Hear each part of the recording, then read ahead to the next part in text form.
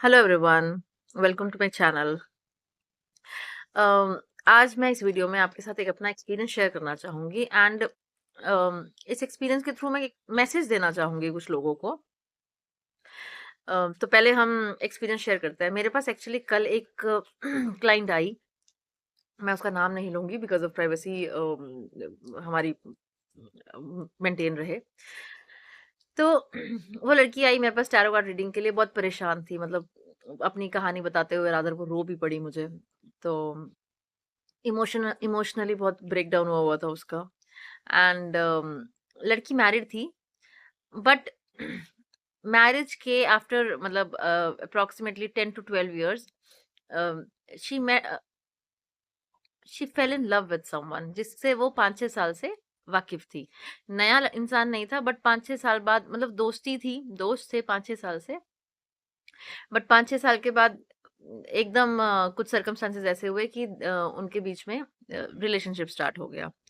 तो लड़की ने मुझे जो बताया, उसने बताया कि मैं ये इस रिलेशनशिप में नहीं आना चाहती थी, लेकिन उसकी केयर कंसर्न देख के, उसका प्यार देख के नहीं रुका गया, तो वो भी रिलेशनशिप में आ गई।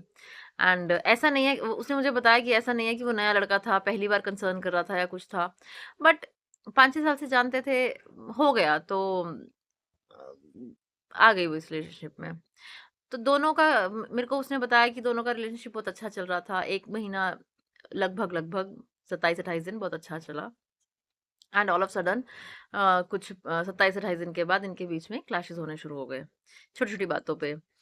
बट उसके ये भी चलो ठीक था। उसके बाद कुछ ऐसा हुआ लड़के की फैमिली की तरफ, लड़के लड़के की वाइफ के साथ कुछ ऐसा हुआ, बच्चों के साथ कुछ आई डोंट नो, मतलब उसने इतना नहीं बताया कि थी, बट कुछ ऐसा हुआ कि लड़का ऑल ऑफ सडन आके बोलता है कि क्या हम पहले की तरह फ्रेंड्स बन के रह सकते हैं, जैसे हम 1 महीना 1.5 महीना पहले रहते थे, 5-6 साल से हम जैसे रह रहे थे। क्या हम उसी फ्रीक्वेंसी पे, उसी ज़ोन में क्या दोबारा रह सकते हैं? क्योंकि लड़के ने आकर बोला कि मैं अपनी बच्चों की नज़र में, मैं अपनी बेटी की नज़र में सही रहना चाहता हूँ और ये रिश्ता गलत है। और मुझे उस लड़की ने बताया कि इस रिश्ते में आने के बाद, इस रिश्ते में रहने के बाद कुछ गलत ना हो, इसीलिए कहती उस लड़के ने उस लड़की की माँग भरी और सारा किया। बट मतलब वो कहती बहुत अच्छा चल रहा था, एंड मतलब all of sudden out of the blue लड़के ने बोल दिया कि मैं अपनी बेटी की नज़र में, मैं अपनी परिवार को संभालना चाहता हूँ, मैं अपनी बेटी की नज़र में गलत नहीं बनना चाहता और हम फ्रेंड्स बन के रहते हैं। वो लड़की उस टाइम पे तो मान गई कि चलो ठीक है, कोई बात नहीं, हम फ्रेंड्स थे, मेरे लिए इतना ही काफ़ी है that you love me and I love you, and just for the sake of family, for the sake of kids ये सेक्रीफाइस करते हैं, कोई बात नहीं, रह लेंगे। जब 5-6 साल से रह रहे थे तो इतनी अच्छी अंडरस्टैंडिंग है, रह लेंगे। बट ग्रेजुअली जब लड़की थोड़ा-सा प्रैक्टिकल होना चाहे, थोड़ा-सा पैर पीछे खींचे, तो लड़का एक कदम आगे बढ़ा के उसको रोक ले, नहीं जाने दे। एंड जब लड़की इमोशनली वीक पड़े, उसको वही फीलिंग्स, वही इमोशंस चाहिए, तो लड़का एकदम बोले कि नहीं ये गलत है। तो जब उसने मुझे ये बात बोली ना कि नहीं ये गलत है, तो मुझे उस टाइम पे ना एक एक बात सोचने के लिए बहुत, मैं पता नहीं, मुझे अंदर तक उस लड़की का वो, जब वो मेरे को कहानी, अपनी मतलब कहानी नहीं बोलूँगी, अपनी आप बीती सुना रही थी, तो वो रो पड़ी मेरे सामने एकदम। और उसके इमोशंस उसकी आँखों से ऐसे दिख रहे थे मुझे कि वो कितनी अंदर तक टूट गई है। मैं ये समझ नहीं पाती हूँ एक बात कि जब आप एक रिलेशनशिप शुरू करते हो, तब आपको सब सही लगता है, तब आपको कुछ भी गलत नहीं लगता, तब आपको वो लड़की नहीं दिखेगी, वो मैरिड है, आप खुद मैरिड हैं, आपकी 14 साल की, 15 साल की, 16 साल की, 13 साल की, जितने भी साल की बच्चे हैं, 2 बच्चे हैं, 3 बच्चे हैं, 1 बच्चा है, जो भी है। ऐसा तो नहीं है कि डेढ़ महीने में आपकी डेढ़ महीने में शादी भी हो गई, आपके डेढ़ महीने में बच्चे भी पैदा हो गए और वो डेढ़ महीने में ही 15 साल, 16 साल, 17 साल के हो गए। तो ऐसा क्या था डेढ़ महीने पहले, मतलब मैं जेन्युइनली, अगर ये वो लड़का अगर ये मेरा वीडियो देख रहा है या कोई और जो भी वीडियो देख रहा है, अगर उसने भी अपनी लाइफ में ऐसा कुछ किया है या वो कुछ ऐसा सोच रहा है या वो शादी के बाद किसी लड़की से या शादी से पहले भी अगर किसी लड़की से अटैच हो रहा है या उसको प्रपोज़ कर रहा है या उसके साथ रिलेशनशिप में आ रहा है, तो प्लीज़ मेरी हाथ जोड़कर रिक्वेस्ट है आप सभी लोगों से, लड़कियों से भी, लड़कों से भी, कि अपने हालात, अपने आगे-पीछे पेरेंट्स, बच्चे, वाइफ, हस्बैंड अगर कोई है तो, जो भी है।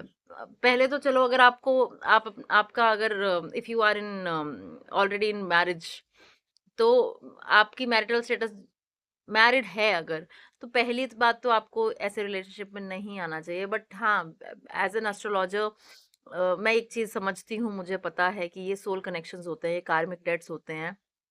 आप चाह कर भी नहीं अपने आप को कंट्रोल कर पाते हो क्योंकि कुछ कार्मिक डेट्स इतने स्ट्रॉन्ग होते हैं, कुछ कनेक्शंस इतने स्ट्रॉन्ग होते हैं, आप कितना मर्ज़ी अपने आप को रोक लो, आप नहीं अपने आप को उस हिसाब से नहीं आप अपने आप को कंट्रोल कर पाते हैं बिकॉज़ वो जो डेट्स हैं वो आपको पे करने ही पड़ेंगे। अब वो अगर आप आपके हिस्से में कुछ खुशियाँ लिखी हैं जो किसी से मिलनी है, चाहे वो मैरिज के बाद मिलनी है, पहले मिलनी है तो वो मिलेंगी। एंड उसके लिए ठीक है, वो पहला एक टाइम होता था जब आपका तपस्या एक लेवल की होती थी, आप बहुत चीज़ों का होता था बट अभी इस युग में आप हमारी सोल इतनी वीक हो चुकी होती है, अभी इतना हमारा तपोबल नहीं है या चलो ये एक हम स्पिरिचुअल बात अलग रखते हैं। बट हाँ, ये सोल कनेक्शंस होते हैं, कार्मिक डेट्स होते हैं, तो ऐसा हो जाता है। मैं इसको स्पिरिचुअलिटी की नज़र में गलत नहीं बोलती हूँ क्योंकि सही गलत की डेफिनिशन हर एक चीज़ की अलग होती है, हम इस चीज़ में नहीं पड़ते। बट हाँ, मैं आपसे ये ज़रूर कहना चाहूँगी कि आप अगर किसी के साथ रिलेशन में आ रहे हैं, तो एट लीस्ट देखो अगर अचानक कुछ हो गया या कुछ है, कोई मजबूरी है जो आपने सोची नहीं थी, एक अनएक्सपेक्टेड मजबूरी थी, कुछ था, तो ये एक अलग बात है, वो तो विधि का विधान है या जो लिखा हुआ है वो है सब कुछ। बट हाँ, मेरे को इस लड़की के केस में ये चीज़ समझ नहीं आई कि मात्र 1 डेढ़ महीने में जब आप 7-8 साल से, 6 साल से, जितने भी साल से एक-दूसरे को जान रहे हैं, आप बहुत अच्छे फ्रेंड्स हैं, आपकी अंडरस्टैंडिंग है, तो आपको क्या ऐसा है एकदम अंदर से हुआ कि आपने रिलेशनशिप में आना है? और अगर रिलेशनशिप में आना तो 1 महीने बाद, डेढ़ महीने बाद ऐसा क्या हो गया कि आपको वो गलत लग रहा है? डेढ़ महीने पहले क्या वो सब सही था? नहीं था ना। आपने किसी लड़की को इमोशनली इतना भर दिया कि वो इतनी ज़्यादा खुश हो गई, वो अपनी दुनिया आप में ढूँढने लग गई। तो और डेढ़ महीने बाद आपने उसको उठा के अपनी ज़िंदगी से बाहर निकाल दिया और वो लड़की बेचारी तड़प रही है कि क्या वो वापस आएगा, नहीं आएगा या मैं क्या करूँ ऐसा कि मैं इस चीज़ से कॉप अप कर सकूँ। ना वो मुझे रहने देता है, ना वो मुझे जाने देता है, ना वो अपने दिल से उसके लड़के के लिए प्यार निकाल पा रही है, ना उससे दूर रह पा रही है, ना उसके साथ रह पा रही है। तो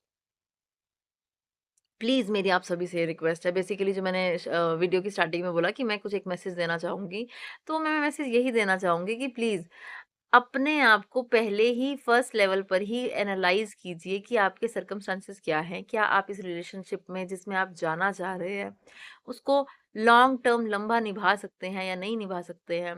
अभी उसका एक और इंसिडेंट मतलब उसी ने बताया जब वो मुझे बता रही थी, तो मतलब उसने इस बात पे एग्री कर लिया कि हम दोस्त बन के रहेंगे, तो वो कहती ठीक है कोई बात नहीं चलो। 1 दिन लगा उसको, 2 दिन लगा, हफ्ता लगा।